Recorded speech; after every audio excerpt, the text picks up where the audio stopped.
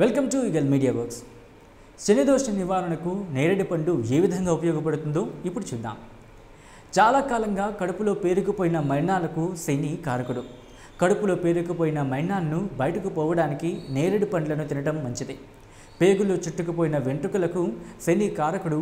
నేరేడు పండ్లు తింటే వెంట్రుకలను కోసేసి బయటకు పంపే శక్తి నేరేడు పళ్లకు మాత్రం ఉంది.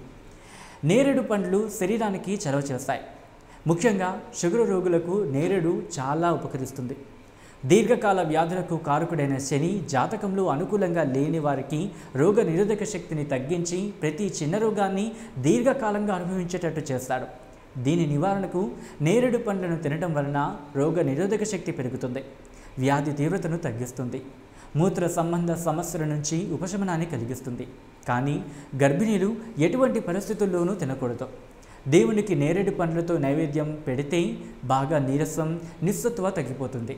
నీరసం, నిస్సత్వ ఉన్నవారు దేవునికి నేరేడు పండు నైవేద్యంగా పెట్టి ఆ ప్రసాదాన్ని స్వీకరిస్తే జబ్బులు దూరమై ఆరోగ్యవంతులుగా తయారవుతారు. నేరేడు పండును శ్రీ శనేశ్వర స్వామికి నైవేద్యంగా పెట్టి ప్రసాదాన్ని తింటే వెన్నునొప్పి, నడుము నొప్పి, మోకాల నొప్పులు నయమవుతాయి. పూజ చేసిన తర్వాత నేరేడు పండును బ్రాహ్మణునికి దానం చేస్తే రోగబాధలు కలగవు. నేరేడు పండును శనేశ్వర స్వామికి ప్రియమైన నల్ల నువ్వులతో కలిపి దానం చేస్తే శని బాధలు ఉండవు. నేరేడు పండు దేవుని పేరిట పూజించి భిక్షగాళ్లకు దానం చేస్తే దారిద్ర్యం దరిచేరదు. భోజనంతో పాటు నేరేడు పండును వడ్డిస్తే మీకు ఎప్పుడూ మృష్టాన్న భోజనం లభిస్తుంది.